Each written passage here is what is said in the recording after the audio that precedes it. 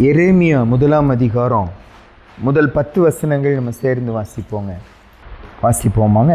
பென்யமீன் தேசத்தில் உள்ள ஆனதோத் ஊரில் இருந்த ஆசாரியர்களில் ஒருவனாகிய இல்க்கியாவின் குமாரன் எரேமியாவினுடைய வசனங்கள். ஆமோனுடைய குமாரனாகிய யோசியா என்கிற யூதாவுடைய ராஜாவின் நாட்களில் அவன் அரசாண்ட 13ஆம் வருஷத்தில் இவனுக்கு கர்த்தருடைய வார்த்தை உண்டாயிற்று. அப்புறம் யோசியாவின் குமாரனாகிய யோயாக்கீம் என்கிற யூதாவுடைய ராஜாவின் நாட்களிலும் யோசியாவின் குமாரனாகிய சிதேக்கியா என்கிற யூதாவுடைய ராஜாவின் 11ஆம் வருஷத்து முடிவு மட்டாகவும் எருசலேம் ஊரார் 5ஆம் மாதத்தில் சிறைப்பட்டு போகும் வரைக்கும் கர்த்தருடைய வார்த்தை அவனுக்கு உண்டாயிற்று.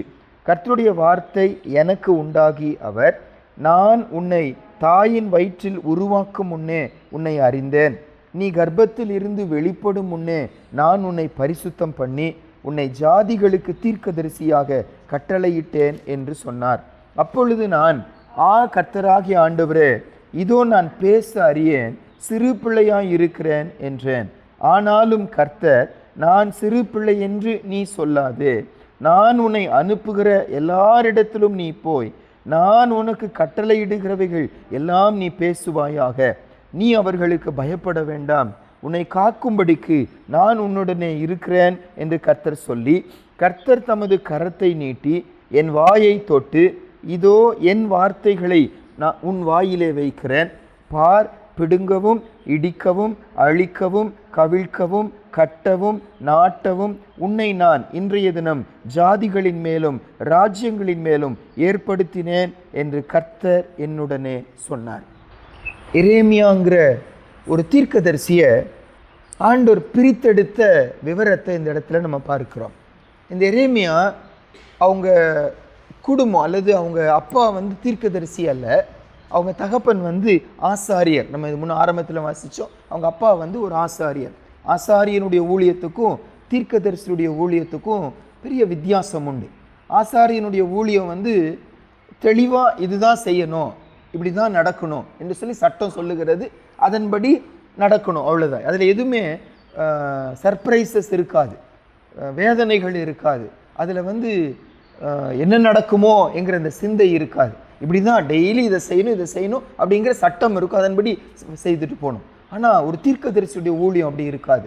எங்கே போகணும்னு சொல்லி தெரியாது, அன்றைக்கு என்ன கர்த்தருடைய பிளான் என்று சொல்லி தெரியாது, என்ன வார்த்தைகளை பேசணும்னு சொல்லி தெரியாது, அது நல்ல வார்த்தைகளோ அது தீய வார்த்தைகளோ ஆசீர்வாதமோ சாபமோ என்றெல்லாம் தெரியாது. அப்போது ஒரு ஆசாரியனுடைய வேலைக்கும் தீர்க்கதரிசியுடைய வேலைக்கும் ஒரு பெரிய வித்தியாசம் உண்டு. ஆசாரியனுடைய வேலை கொஞ்சம் ஈஸியான வேலை, தீர்க்கதரிசியுடைய வேலை ஒரு கடினமான வேலை. இந்த இடத்துல ஆண்டவர் இந்த எரேமியா தீர்க்கதரிசியை ஆண்டவர் பிரித்து எடுக்கும்போது அவருக்கு ஒரு அழைப்பு கொடுக்கிறார். என்ன சொல்லி சொல்கிறாருன்னாங்க, நம்ம வாசிப்போம் பாருங்க. 5வது வசனத்தில், எரேமியா 1ஆம் அதிகாரம் 5வது வசனத்தில், நான் உன்னை தாயின் வயிற்றில் உருவாக்கும் முன்னே உன்னை அறிந்தேன், நீ கர்ப்பத்திலிருந்து வெளிப்படும் முன்னே நான் உன்னை பரிசுத்தம் பண்ணினேன், உன்னை ஜாதிகளுக்கு தீர்க்கதரிசியாக கட்டளையிட்டேன் என்று சொன்னார். இங்கே 5 வார்த்தைகளை அதாவது ஆண்டவர் எரேமியா தீர்க்கதரிசியை ஊழியத்துக்கு அழைப்பதற்கு அவருக்கு என்ன தகுதி இருக்குது அப்படின்னு சொல்லி கேட்டபோது அவர் என்ன சொல்லி சொல்கிறாரு? 5ஆம் வசனத்தில், நான் உன்னை தாயின் வயிற்றில் உருவாக்கும் முன்னே உன்னை அறிந்தேன். அப்போ ஃபஸ்ட்டு கர்த்தர் சொல்லுகிறாரு, உன்னை நான் அறிந்தேன் அப்படிங்கிறார். உன்னை நான் அறிந்தேன், உன் மேலே என் கண்கள் பட்டது, உன் மேலே என்னுடைய பிரித்தெடுத்தல் வந்தது, உன்னை நான் முன்னறிந்தேன், உன்னை நான் முன்குறித்தேன்னு சொல்லி சொல்லுகிறார். அறிந்த ஆண்டவர் அடுத்தது வசனம் சொல்கிறாரு, உன்னை தாயின் வயிற்றில் நான் தான் என்ன செய்தேன்? உருவாக்கினேன். உன்னை அறிந்தேன், ஒரு கான்செப்ட் உண்டாகிறது. இதோ ஒரு இன்வென்ஷன் வருகிறதுனா, இது ஒரு புதுசாக கண்டுபிடிக்கிறாங்கன்னா அது மனதிலே ஒரு யோசனை தோன்றுகிறது. அந்த மாதிரி எரேமியாவை தீர்க்கதரிசியாய் கர்த்தர் பிரித்தெடுத்து பயன்படுத்திற்கு முன்னால் இப்படி ஒரு மகனை நான் சிருஷ்டிப்பேன் என்று சொல்லி ஆண்டவர் சிந்தையிலே உண்டாகிறது. ஆண்டவர் அறிகிறார்.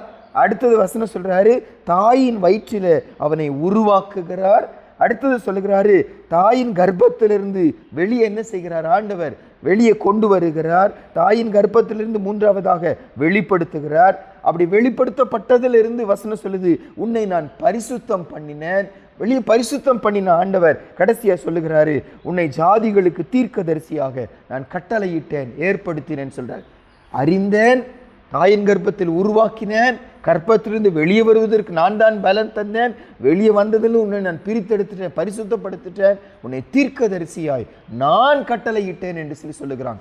அந்த ஆண்டவர் எரேமியாவுக்கு ஒரு அழைப்பை கொடுக்கிறார். பாருங்க, இன்னைக்கு காலையில் நம்முடைய தியானம் ஆண்டுடைய அழைப்பை குறித்து 2 முக்கியமான சத்தியங்கள் இந்த பகுதியில், நம்ம வாசித்த பகுதியில் நம்மால் பார்க்க முடியும். ஒன்று, எது தகுதி அல்ல என்பதும், இரண்டாவது எது தகுதி என்பதும் நம்ம இன்னைக்கு காலையில் பார்க்க போகிறோம். இது தகுதி இல்லை என்று சொல்லுகிறாரு. இதுதான் கர்த்தர் எதிர்பார்க்கிற ஒரு தகுதி என்று சொல்லுகிறார்.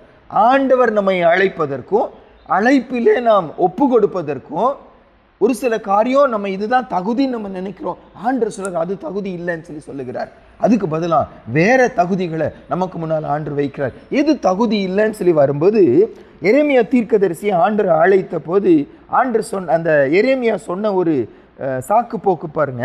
6வது வசனத்தில், எரேமியா 1ஆம் அதிகாரம் 6வது வசனத்தில், அப்பொழுது நான் கர்த்தராகிய ஆண்டவரே, இதோ நான் பேச அறியேன், சிறு பிள்ளையாய் இருக்கிறேன் என்றார். முதல் காரியம், அவர் சொல்ற ஒரு எனக்கு இதெல்லாம் எனக்கு தகுதி இல்லை ஆண்டவரே, என்ன நீங்கள் அழைப்பதற்கு எனக்கு தகுதி இல்லை, நீங்கள் அழைச்சாலும் அதை செய்வதற்கு என்னால் முடியாது. ஏன் முடியாதுன்னு சொன்னபோது அவர் சொல்லுகிறாரு, நான் சிறு பிள்ளையாய் இருக்கிறேன், நான் சிறியவனாய் இருக்கிறேன். ஏறத்தாழ 20 வயது என்று சொல்லுகிறான். இந்த எரேமியாவை ஆண்டவர் ஊழியத்துக்கு பிரித்தெடுக்கும் போது ஏறத்தாழ 20 வயது. அவர் சொல்லுகிற ஒரு வார்த்தை என்ன, ஆண்டவர் நான் சின்ன பையன், நான் ஒரு சிறுவன், இவ்வளோ பெரிய ஜனத்தை இவ்வளோ பாவத்தில் ஆழமாய் போயிட்டாங்க. எந்த அளவுன்னாங்க, ஏறத்தாழ 40 வருஷம் எரேமியா தீர்க்கதரிசி ஊழியம் செய்கிறாரு. அந்த 40 வருஷம் இறுதியில் இந்த இஸ்ரவேல் ஜனங்கள் சிறை விட்டு போனதையும் இவர் என்ன செய்கிறாரு பார்க்கிறார். ஆண்டவர் கொடுத்த வாக்கு தத்துவம் நிறைவேறுகிறதையும் இவர் பார்க்கிறார். அப்போ இப்பேற்பட்ட அந்த இறுதி நாட்களில் இவ்வளோ பெரிய ஊழியத்தை செய்வதற்கு சிறுவனாகிய நான் எம்மாத்திரம், இந்த ஜனம் மோசமாக போயிட்டாங்க. ஆண்டவர் இஸ்ரவேல் ஜனங்களை சிதறடிச்சிட்டார். இப்போ யூதா ஜனங்களையும் சிதறடிக்கப்பட வேண்டிய ஒரு சூழ்நிலை. அப்படி ஒரு சூழ்நிலைக்கு ஏற்றபடி இந்த ஜனங்க அவ்வளோ முரட்டாட்டமாய் கலகம் உள்ளவர்களாக இருக்கும்போது இவர்கள் நடுவில் ஊழியம் செய்ய நான் எம்மாத்திரம், என் வயது எனக்கு தகுதி இல்லை என்பதை என்னை உணர்த்துகிறதுன்னு சொல்லுகிறாங்க. என் வயது சிறு வயது. ஆனால் ஆண்டவர் சொல்லுகிறாரு, வயது ஊழியத்துக்கு ஒரு தடை அல்ல. அது சிறு வயதோ பெரிய வயதோ, வயது என்பது ஊழியத்துக்கு என்ன இல்லை, ஒரு தடை இல்லை. பல நேரம் என்னுடைய வயது நல்ல மெச்சூரான வயதுங்க, நல்ல சரியான வயதுங்க, இது ஊழியத்துக்கு நம்ம சொல்லுகிறோம். ஆண்டவர் சொல்றாரு, வயது அல்ல ஒரு குவாலிஃபிகேஷன், வயது அல்ல ஒரு தகுதி. ஒரு சில எக்ஸாம்பிள் சொல்கிறேன் பாருங்க.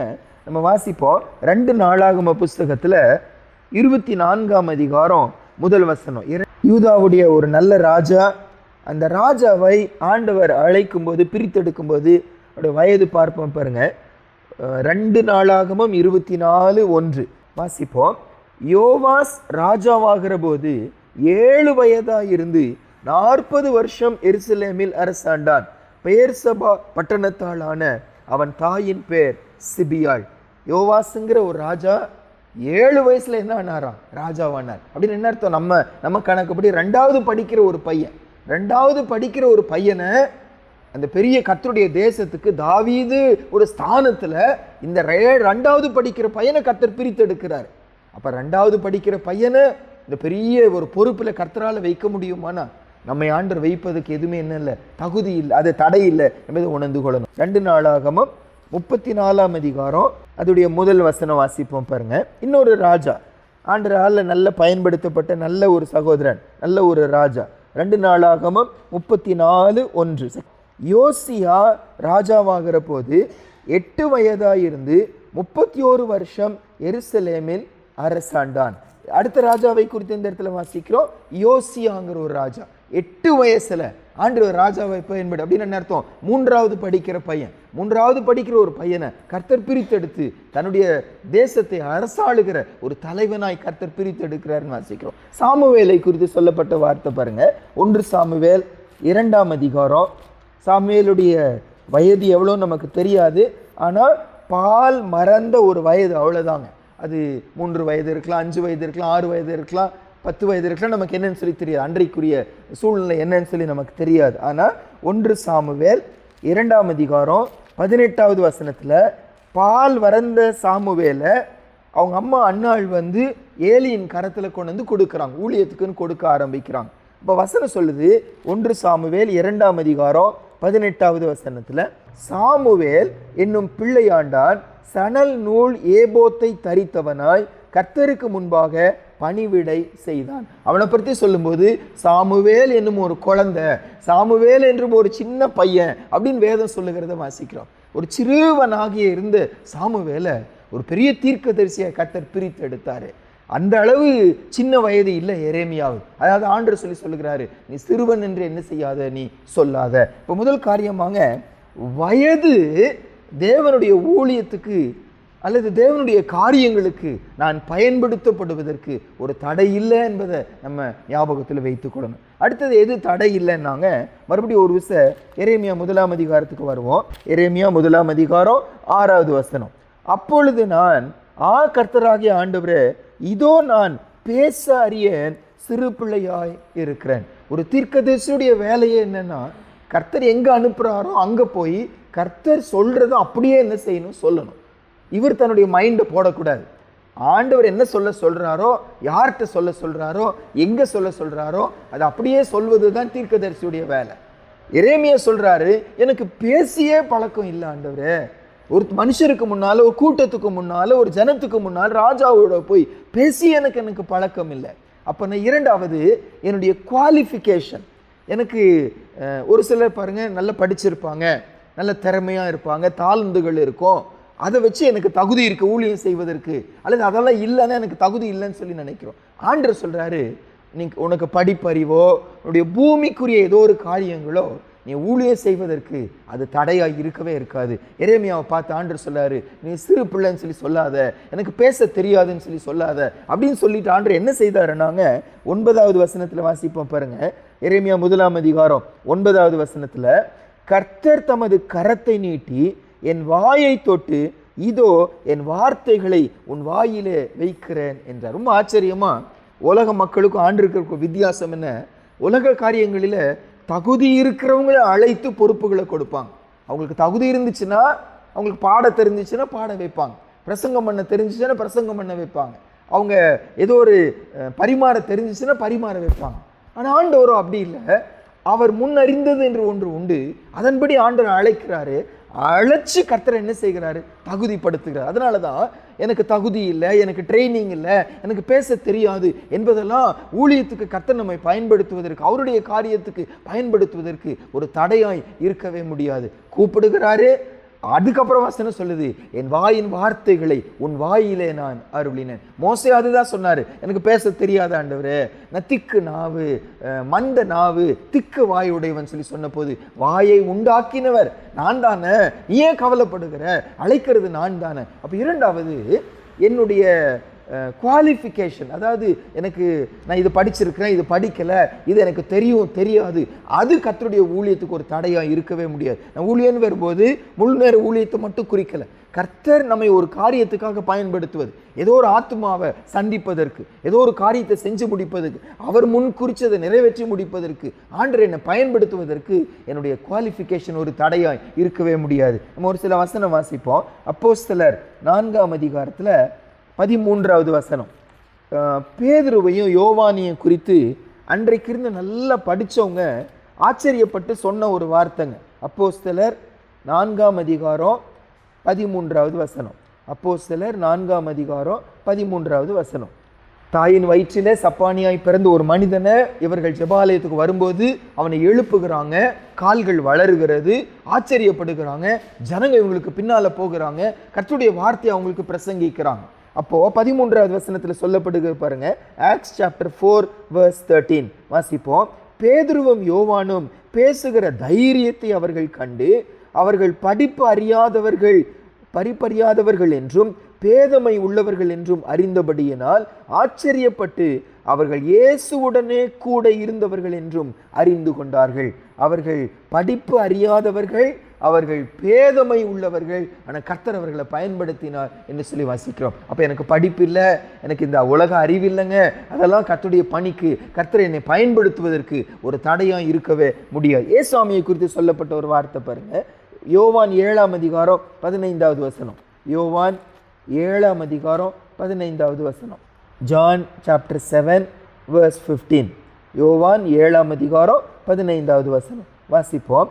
அப்பொழுது யூதர்கள், இவர் கல்லாதவராய் இருந்தும் வேத எழுத்துக்களை எப்படி அறிந்திருக்கிறார் என்று ஆச்சரியப்பட்டார்கள். வேற நிருபங்கள் எல்லாம் இவர் எங்க ஊரை சேர்ந்தவராச்சே, இவங்க அப்பா நமக்கு தெரியுமே, அம்மா நமக்கு தெரியுமே, கூட பிறந்தவங்க நமக்கு தெரியுமே, இவங்க தச்சன் அல்லவா, இவங்களுக்கு என்ன இப்படி பேசுகிறார் என்று சொல்லி ஆச்சரியப்பட்டாங்களா. அப்பதான் என்னுடைய குடும்ப பின்னணி எனக்கு தடை இல்லை, என்னுடைய படிப்பு இல்லாதது எனக்கு தடை இல்லை, என்னுடைய வேற எந்த குவாலிஃபிகேஷனும் தகுதி இல்லை. கர்த்தர் நம்மகிட்ட என்ன எதிர்பார்ப்பு, அதை தான் இன்னைக்கு பார்க்க போகிறோம். வயது தடை இல்லை, என்னுடைய படிப்பு, என்னுடைய தகுதிகள், இதெல்லாம் கர்த்தருடைய பணிக்கு தடை இல்லை. அதுக்கு பதிலாக ஆண்டவர் நம்மகிட்ட எதிர்பார்க்கிற 3 காரியங்கள் இந்த பகுதியில் வாசிக்கிறோம். என்னென்ன காரியம்? நாங்கள் எரேமியா புஸ்தகத்துக்கு மறுபடியும் வாங்க.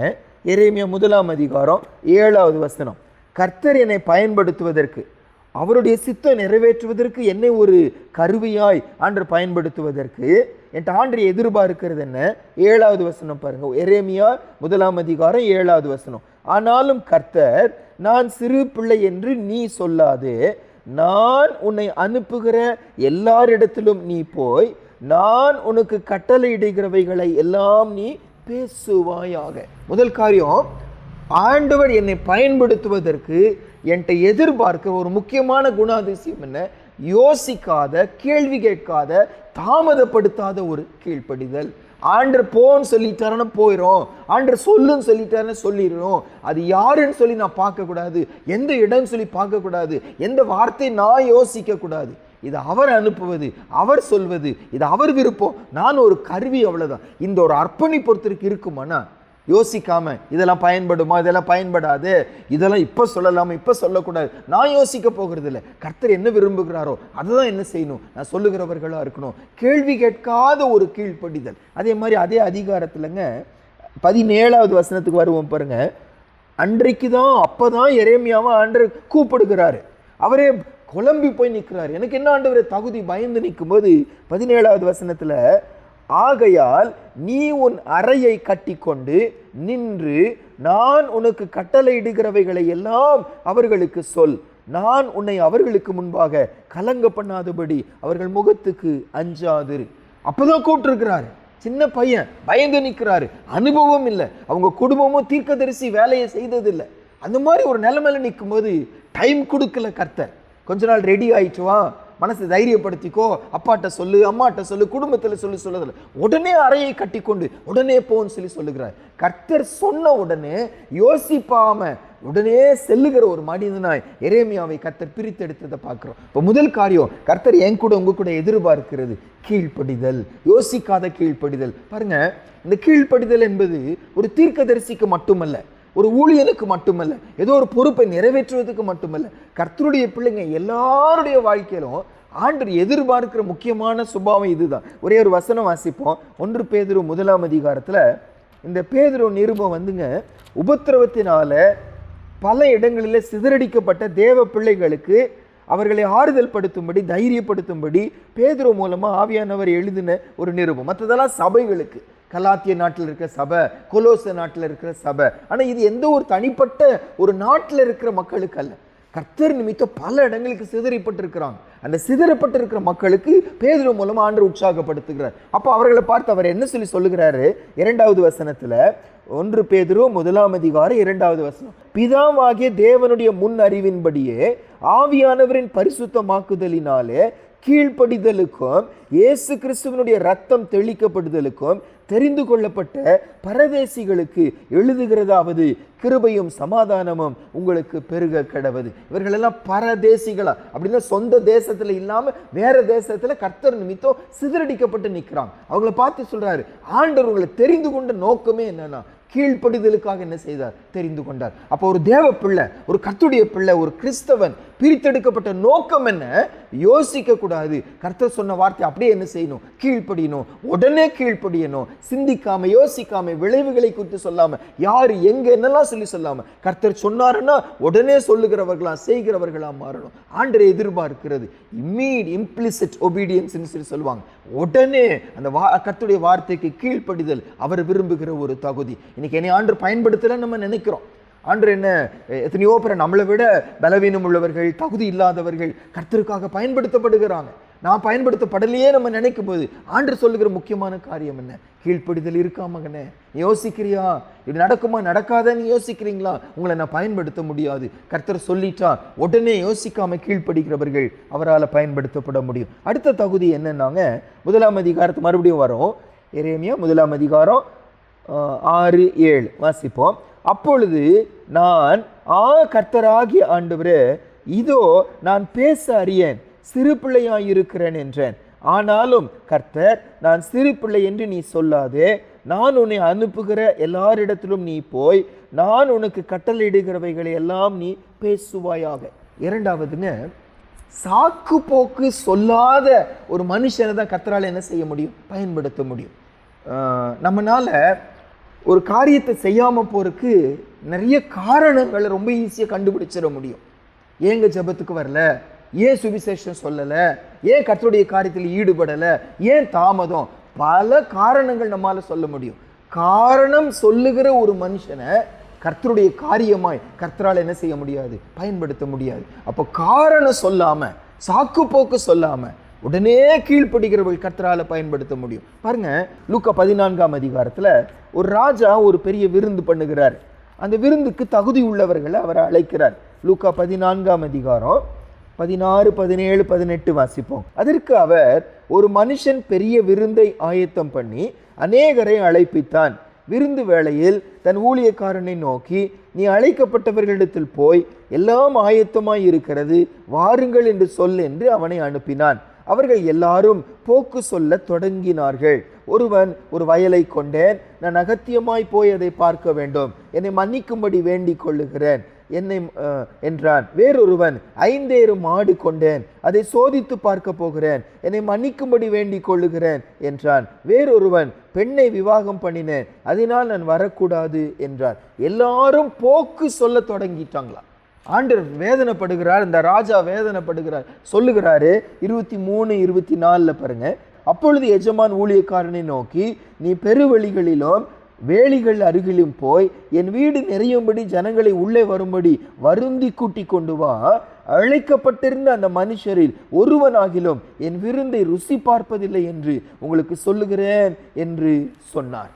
சாக்கு போக்கு சொல்லுகிறவர்களை வசனம் சொல்லுது, அவள் விருந்துக்கு ஆண்டவர் அனுமதி கொடுக்கவே இல்லைன்னு வாசிக்கிறோம். என்னை உங்களையும் ஆண்டவர் இந்த பணியில பயன்படுத்தணும்னா அவர் எதிர்பார்க்கிறது சாக்கு போக்கு சொல்லாத, காரணங்கள் சொல்லாத. ஆண்டவர் சொல்லிட்டாருன்னா அவர் சொல்றது தான் முக்கியம், அவர் சொல்றது தான் இம்பார்ட்டன்ட். அவரை விட வேற யாரும் எனக்கு என்ன இல்லை, முக்கியம் இல்லை. அந்த சிந்தையோடு கர்த்தருக்காக சாக்கு போக்கு சொல்லாதவர்கள் கர்த்தரால பயன்படுத்த முடியும். கடைசியா எரேமியா 1ஆம் அதிகாரம் 8ஆம் வசனத்துல வாசிப்போம். நீ அவர்களுக்கு பயப்பட வேண்டாம், உன்னை காக்கும்படிக்கு நான் உன்னுடனே இருக்கிறேன் என்று கர்த்தர் சொன்னார். மூன்றாவதாக, ஆண்டவருக்கு நல்லா தெரியுது எரேமியா வராம போறதுக்கு காரணம் என்ன, அவருக்குள்ள என்ன இருக்கு? பயம் இருக்குன்னு சொல்றாரு. அப்ப ஆண்டவர் வரை பார்த்து சொல்லுகிறாரு, நீ பயப்படாத. ஏன் பயப்படாத?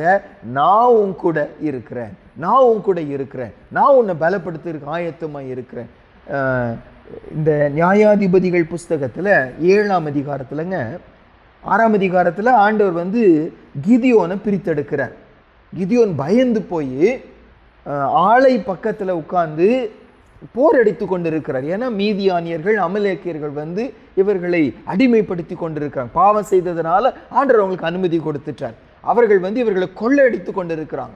கொஞ்சம் கூட இவர்கள் விளைச்சல அவங்க சாப்பிடும்போது விடவே மாட்டேங்கிறாங்க. கஷ்டப்படுகிறாங்க, பிரயாசப்படுகிறாங்க. அறுக்கிற நேரத்தில் எடுத்துட்டு போயிடுறாங்க. ஆடு வளர்க்குறாங்க, நல்லா வளர்ந்து வருகிற நேரத்தில் பிடுங்கிட்டு போயிடறாங்க. ஒன்றுமே செய்ய முடியவில்லை. அவங்களுக்கு சாப்பாட்டுக்கு வழி இல்லை, குடும்பம் பசியில் வேதனையில் கஷ்டப்பட்டு கொண்டு இருக்கிறாங்க. அந்த மாதிரி நேரத்தில் ஆண்டவர் கிதியோனை அழைக்கிறார். பராக்கிரமசாலியே, கர்த்தர் உன்னோடு கூட இருக்கிறார், இந்த ஊழியத்துக்கு உன்னை பிரித்தெடுக்கிறேன்னு சொல்லி சொன்ன போது, ஆண்டவரே நான் யார், எனக்கு என்ன தகுதி என்றெல்லாம் சொல்லி மனாசே சொல்லுகிறார். ஆண்டவரை பலப்படுத்துகிறாரு. அவருக்கு பின்னால ஒரு 4 கோத்திரங்களை சேர்ந்த மக்கள் அவருக்கு பின்னால போகிறாங்க. யுத்தத்துக்கு ஆயத்தமாகிறாங்க. யுத்தத்துக்கு ஆயத்தமாகி நிற்கும் போது அந்த எதிரிகள் கூட்டம் ஒருவேளை லட்சமா நிற்கிறாங்க. இவர்களும் 32,000 பேர் தான் இருக்கிறாங்க. லட்சமான மக்களுக்கு எதிராக 32,000 பேர் ஆயத்தமே இல்லாமல், அதாவது ட்ரைனிங்கே இல்லாத ஒரு மக்கள் நின்று கொண்டு இருக்கிறாங்க. அப்போ ஆண்டவர் சொல்லுகிறார், ஒரு வார்த்தை சொல்லுகிறார் பாருங்க, அது மட்டும் நம்ம வாசிப்போம். அதை ஜட்ஜஸ், நியாயாதிபதிகளின் புஸ்தகம் 7ஆம் அதிகாரம் 2வது வசனமும் 3வது வசனமும். அப்பொழுது கர்த்தர் கிதியோனை நோக்கி, நான் மீதியானியரை உன்னோடு இருக்கிற ஜனத்தின் கையில் ஒப்பு கொடுக்கிறதற்கு அவர்கள் மிகுதியாய் இருக்கிறார்கள்.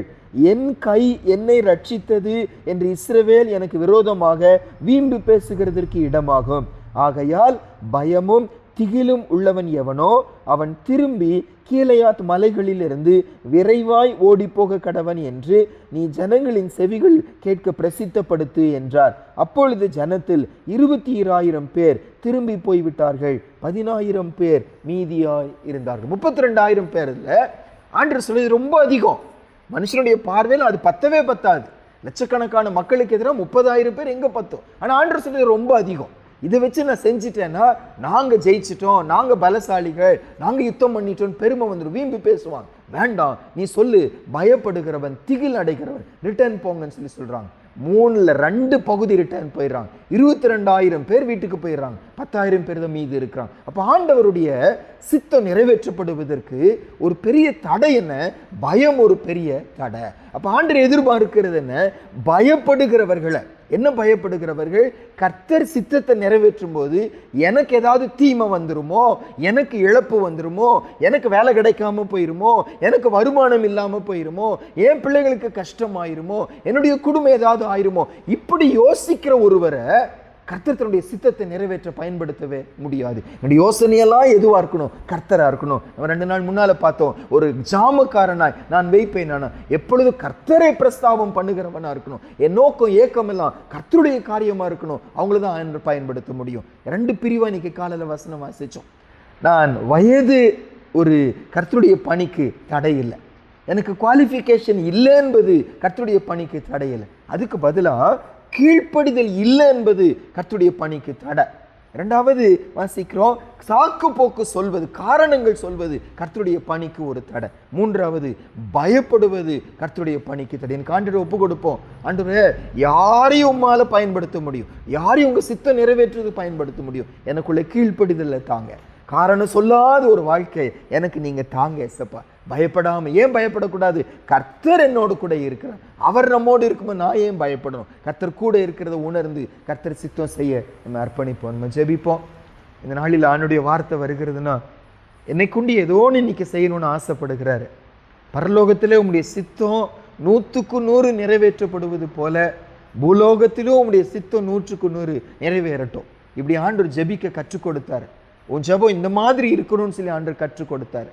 ஆனால் அவர் சித்தம் நிறைவேற்றப்படணும்னா, அந்த சித்தம் நிறைவேற்றப்படுவதற்கு தன்னை ஒப்பு கொடுத்த மனிதன் தேவை. இந்த நாளில் நம்ம போகிற பகுதியில் அவர் முன்குறிச்சதுன்னு ஒன்று இருக்குது. அவர் செய்யணும்னு நினைக்கிற காரியங்கள் உண்டு. அதை நான் செய்து முடிப்பதற்கு வயது தடை இல்லை, என்னுடைய படிப்பு, என்னுடைய திறமைகள் எனக்கு இல்லை என்பது ஒரு தடை இல்லை. அதுக்கு பதிலாக கீழ்ப்படியாமை தடையாய் மாறிடும். சாக்கு போக்கு சொல்வது தடையாய் மாறிவிடும். பயப்படுவது, என்னுடைய நன்மையை குறித்து, எனக்கு வரக்கூடிய ஆபத்தை குறித்து பயப்படுவது ஒரு தடையாய் மாறிவிடும். ஆண்டவர் சொல்றாரு, நான் உன் கூட இருக்கிறேன், நான் உன்னை அனுப்புகிறேன், உன்னை ஒரு அலங்கமாய் மாற்றுகிறேன். அவர்கள் வருவார்கள், ஆனால் உன்னை மேற்கொள்ள மாட்டார்கள். நான் உன்னோடு கூட இருக்கிறேன், நீ பயப்படாது. ஆண்டுட்டு அர்ப்பணிப்போமா? இது ஒரு காரியம் நம்ம மூலமா ஆண்டு செய்ய ஆசைப்படுகிறாரு. வேலை செய்கிற இடத்துல, தொழில் செய்கிற இடத்துல, குடும்பங்களில், ஸ்கூல்ல, காலேஜில் அவர் சித்தம் நிறைவேற்றுவதற்கு அவர் ஃப்ரீடமோடு பயன்படுத்துகிற, சந்தோஷமா பயன்படுத்துகிற, உரிமையோடு பயன்படுத்துகிற, என்னுடையதை என் இஷ்டப்படி செய்ய எனக்கு உரிமை இல்லையா என்று கேட்கிற நம்ம அவருடையவர் தானே. நான் சம்பாதிப்பதற்காக, நான் படிப்பதற்காக, எனக்கு பெருமையை தேடிக்கொள்வதற்காக என்னை அவருடையவரை அவர் மாற்றவில்லையே. அவர் சித்தம் செய்வதற்காக தானே பிரித்தெடுத்தாரு. அவங்க சித்தம் செய்ய என்னை ஒப்பு கொடுக்கிறேன். மகா பரிசுத்தம் உள்ள நல்ல தகப்பனே, ஆண்டவர் இந்த கால வேளைக்காக நன்றி செலுத்துகிறோம். தேவரீர், எங்களை பிரித்தெடுத்தவர் நீங்க தான் ஏசப்பா. எங்களை முன்குறித்தவர் நீங்க தான் ஏசப்பா. எங்களை தகுதிப்படுத்தினவர் நீங்க தான் ஏசப்பா. இன்னைக்கு ஒரு வேலை கொடுத்துருப்பீங்கன்னா, ஒரு தொழில் கொடுத்துருப்பீங்கன்னா, ஒரு படிப்பு கொடுத்துருப்பீங்கன்னா, ஒரு குடும்பம் கொடுத்துருப்பீங்கன்னா, அத்தனையும் செஞ்சவர் நீங்க தான் ஏசப்பா. செஞ்சவருக்கு எங்களுக்கு கட்டளை கொடுக்க உரிமை இருக்கு சுவாமி. எங்களை உருவாக்கினவருக்கு, எங்களை படைச்சவருக்கு எங்களுக்கு ஒரு பொறுப்பை கொடுப்பதற்கு உரிமை இருக்கு சுவாமி. நிறைய தடவை பல காரியங்களை சாக்குப்போக்கா நாங்கள் சொல்லி விடுகிறோம், நாங்கள் பயந்து விடுகிறோம், உடனே கீழ்ப்படிய மாட்டேங்கிறோம். கிருபையாய் மன்னிங்க சுவாமி. இந்த நாளுக்குள்ள போறோம், அந்த கர்த்தர் விரும்புகிற ஆண்டவரே சாக்குப்போக்கு சொல்லாத, யோசிக்காத, ஆண்டவரே தாமதம் பண்ணாத அந்த உடனடி கீழ்ப்படுதலை எங்களுக்கு தந்து பயப்படாம கர்த்தர் சித்தத்தை இன்று நாங்கள் செய்து முடிக்க எங்களுக்கு கிருபை கொடுங்கன்னு சொல்லி ஜெபிக்கிறோம். துதி கன மகிமை உமக்கு செலுத்துகிறோம். இயேசுவின் மூலம் ஜெபிக்கிறோம் நல்ல பிதாவே, ஆமென்.